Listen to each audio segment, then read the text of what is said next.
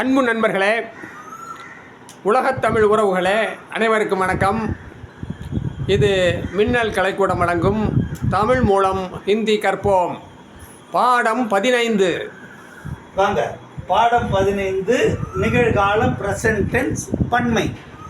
இன்னும் சிங்குலர் பார்த்துட்டோம், இப்போ ப்ளூரல் பார்க்கணும். பன்மை அதிலே ஆண்பால் பெண்பால் நம்ம வேறுபடுத்தி காக்கணும் இல்லையா? அந்த நம்ம எப்படி சொல்கிறோமோ அதை வச்சு தான் அது எந்த பால்னு புரிஞ்சு கொள்ள முடியும். கரெக்டுங்களா?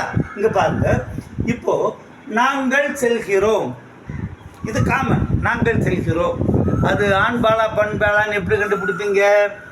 ஹம் ஜாத்தே ஹை அப்படின்னு ஆண்பால், ஹம் ஜாத்தி ஹை பெண்பால், ஜாத்தா ஜாத்தே ஜாத்தி. ரைட்டுங்களா?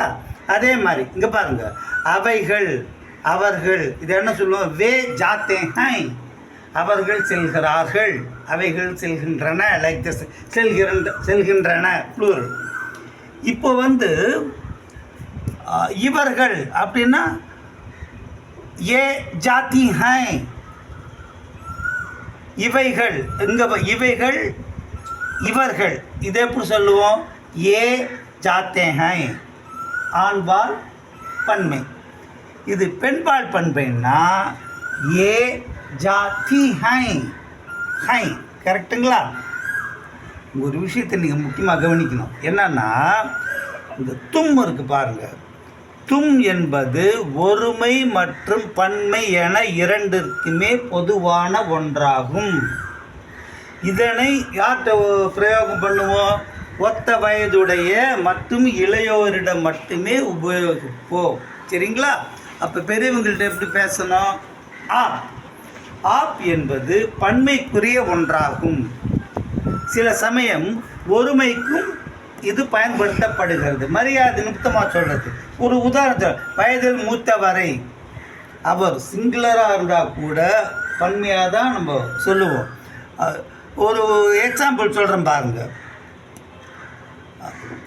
தாங்கள் எனது ஆசிரியர். வாத்தியார் ஒருத்தர் தான் வராரு, ஆனால் நான் அவர் எப்படி சொல்கிறேன்? தாங்கள் எனது ஆசிரியர். ஆப் மேரே அத்தியாபக் ஜி ஹை. ரைட்டுங்களா?